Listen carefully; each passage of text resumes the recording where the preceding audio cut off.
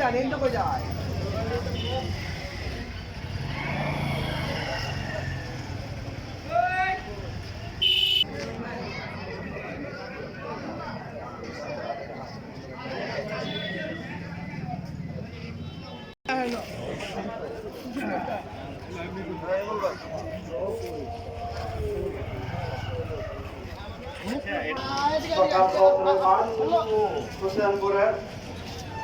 আর বাপ্পা সড়কের ব্রহ্মপুত্র নদের মুর্শিদ মহল সেতুর নিচে তার বাসা হত্যাকাণ্ড যাতে না ঘটে এবং ইমন হত্যার সাথে যারা জড়িত তাদেরকে এখন পর্যন্ত স্থানীয় বাসিন্দা হিসেবে তাকে কে মেরেছে, কেন মেরেছে, নির্মমভাবে কেন হত্যা করা হয়েছে আমরা কিন্তু জানি না।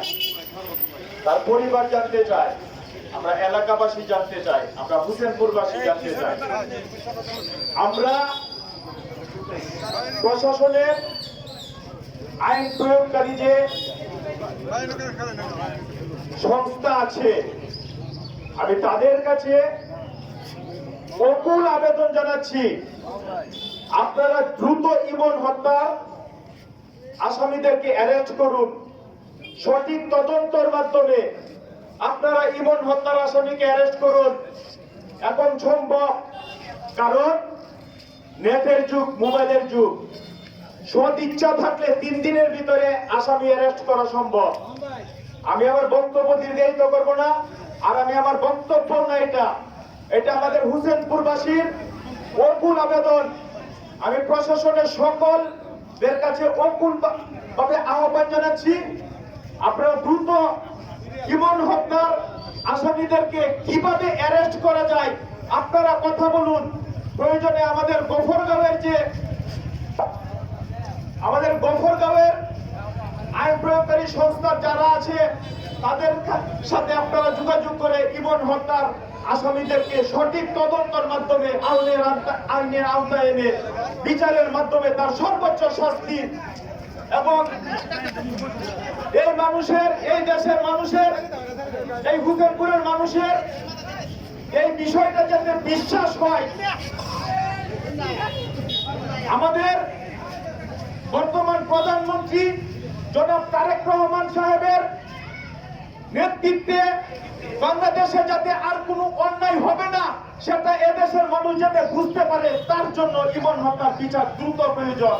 এই বলে আমি আমার বক্তব্য শেষ করলাম। তারেক রহমানের দৃঢ় রোমান্সের মাধ্যমে এই বাংলাদেশে যেন কোনো অন্যায়, হত্যা, কোনো পাপ, কোনো সন্ত্রাস সৃষ্টি না হয়, সে লক্ষ্যে আমার দল, বাংলাদেশ জাতীয় দল বিএনপি সর্বদা সজাগ আছে। আমরা হুসেনপুরে উপজেলা বিএনপি, পৌর বিএনপি এবং সকল অঙ্গ সংগঠন আমরা সকলেই সজাগ দৃষ্টি রয়েছি। তবে ঘাতক সন্ত্রাসীদের যে কোনো দলেই হোক না কেন, তাদের কোনো দল হতে পারে না। তাদেরকে অবশ্যই আমরা অবিলম্বে অতি দ্রুত তাদেরকে ধরে তাদের মুখ উন্মোচন, জনসম্মুখে তাদের মুখ উন্মোচন করতে হবে। আমরা প্রশাসনের কাছে আমরা প্রায় 25 দিন হয়েছে এ পর্যন্ত তার সাথে আমরা আমাদের বিভিন্ন মিডিয়াতে বিভিন্নভাবে আমরা জানতে পেরেছি। এখন পর্যন্ত প্রশাসনের কোন তৎপর কোন সুযোগ বা তাদের আসামি ধরার জন্য আমরা তাদের কোনো অগ্রগতি আমরা লক্ষ্য করছি না। তাই আমরা বলতে চাই, আমরা হুসেনপুরের শান্তিপ্রিয় জনগণ, আমাদেরকে অশান্ত করবেন না। হুসেনপুরের প্রশাসনকে আমাদের 24 ঘন্টা আলটিমেটাম দেওয়া দরকার ছিল। আমরা হুসেনপুরের শান্তিপ্রিয় জনগণ আমরা তা করি নাই, কিন্তু আজ 25 দিন যাবৎ কেন তার দূষকদের, ঘাতকদের কেন গ্রেপ্তার করা হচ্ছে না, আমরা হুসেনপুরবাসী আমরা অবিলম্বে প্রশাসনের কাছে জানতে চাই।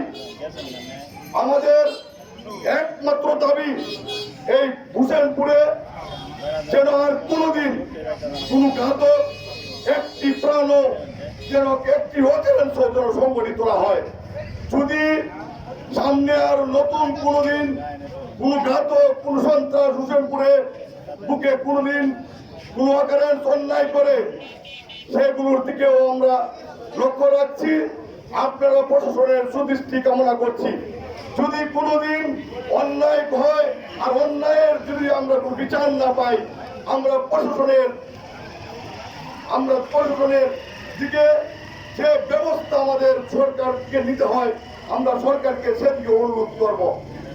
আর এই ইমন হত্যাকারীদের যদি এই এক সপ্তাহের ভিতরে যদি কোনো অগ্রগতি আমরা না পাই, প্রয়োজন বোধে আজকে মানববন্ধন হয়েছে, প্রয়োজন বোধে আমরা হুসেনপুরে হত্যা অবরোধের মতো কর্মসূচি দিয়ে এই প্রশাসনকে আমরা হুসেনপুরকে বিতাড়িত করব। এই হুসেনপুরের প্রশাসনকে আমরা এক সপ্তাহের ভিতরে আমরা এর সঠিক এবং এর বিচার এবং যারা দোষী তাদেরকে ধরে এনে এবং এক সপ্তাহের মাঝে আমরা তার অগ্রগতি দেখতে চাই।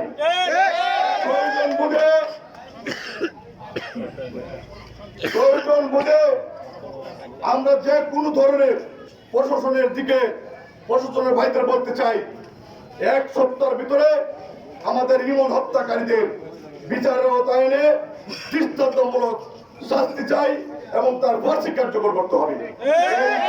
এই প্রত্যাশা রেখে আমি আমার বক্তব্য শেষ করলাম। খুদা হাফেজ, আল্লাহ হাফেজ। এই পরিচিত হত্যাকাণ্ডে অবিলম্বে দোষীদের শনাক্ত করে তাদের দৃষ্টান্তমূলক শাস্তি চাই।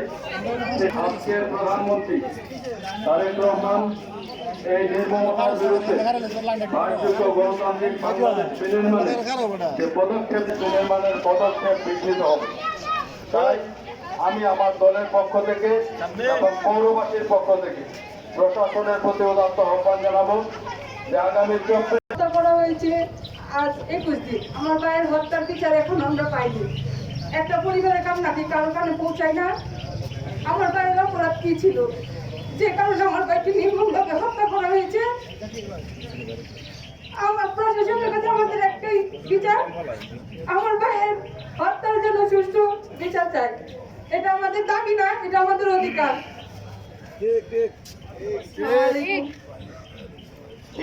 এই পর্যায়ে বক্তব্য হয়ে গেল ইমন হত্যাকারীদের বিচার এখনো এই ইমন হত্যাকারীদেরকে এখনো গ্রেফতার করা হয়নি। এটা আমাদের হোসেনপুরবাসীর জন্য লজ্জা। প্রশাসন নির্বিকার, প্রশাসন নির্বাক, প্রশাসন নিশ্চুপ, এরকম দায়িত্বজ্ঞানহীন প্রশাসন আমাদের দরকার নাই। এরকম দায়িত্বজ্ঞানহীন একটা লোক লোককে নির্মম ভাবে নৃশংস ভাবে এইরকম হত্যা করে ফেলে রাখছে। এরপরও এই তাদের খুনিরা নির্বিঘ্নে ঘোরাফেরা করতেছে, প্রশাসন থেকে নিশ্চুপ। একজনকে পুতুল আমাদেরকে সান্ত্বনা দেওয়ার জন্য একজনকে গ্রেফতার করা হয়েছে। এরকম সান্ত্বনা আমরা চাই না, এইরকম প্রশাসন আমরা দেখতে চাই না। প্রশাসন ওই আমার বোনের পক্ষে যে কথা বলেছে 72 ঘন্টার আলটিমেটাম, আমিও বলতে চাই 72 ঘন্টার ভেতরে যদি ইমন হত্যাকারীদের দ্রুত গ্রেফতার করা না হয়, এর পরবর্তীতে আমরা কঠোর থেকে কঠোর কর্মসূচি দিতে বাধ্য হব। আমি প্রশাসন, হোসেনপুর সিভিল প্রশাসন, হোসেনপুর পুলিশ প্রশাসনের দৃষ্টি আকর্ষণ করে বলতে চাই, আপনারা অতি দ্রুত ইমন হত্যাকারীদের খুঁজে বের করুন, অতি দ্রুত তাদেরকে গ্রেফতার করুন। ধন্যবাদ সবাইকে। রমজান মাসে এবং সে যেখানে তাকে হত্যা করা হয়েছে এটা হলো হুসেনপুর এবং জগৎগাঁওয়ের মাঝামাঝি অবস্থানে। এর মানে হলো আজকে যদি সরকারি নর্মালি কোনো কর্মকর্তাকে কেউ অজান্তে হত্যা করতো, আমার কাছে মনে হয় 21 দিন না 21 ঘন্টার ভিতরে গ্রেফতার করতে। আজকে 21 থেকে 25 দিন হয়ে গেল। 25 দিনের ভিতরে 2টা থানা সমন্বয় করে একটা আসামিকেও গ্রেফতার করতে পারছে না। অনেকে বলছে একজনকে গ্রেফতার করছে। আমার দাবি হলো যদি একজনকে গ্রেফতার করে তাহলে তার জবানবন্দিকে কেন তাদেরকে গ্রেফতার করা হচ্ছে না? সুতরাং আমি ইসলামী আন্দোলনের পক্ষ থেকে পরিষ্কার বক্তব্য হলো, শফিক ভাই বলেছেন 7 দিন, আমরা 72 ঘন্টা সময় দেওয়া হলো। যদি 72 ঘন্টার ভিতরে কোন আসামিকে আইনের আওতায় না নিয়ে আসে আমরা স্বাভাবিকভাবে রাস্তায় কোনো মানববন্ধন করবো না। প্রয়োজনে আমরা থানা ঘেরাও করে আমরা 72 ঘন্টার ভিতরে যদি ওসি মহোদয় এটাকে কন্ট্রোল না করে ওনাকে দাবি জানাবো আপনি চলে যান হোসেনপুর থেকে। প্রয়োজন নাই, আমাদের কোনো প্রয়োজন নাই। আমি আশা আকাঙ্ক্ষা ব্যক্ত করে এখানে বক্তব্য শেষ করলাম। আসসালামু আলাইকুম ওয়া রাহমাতুল্লাহ।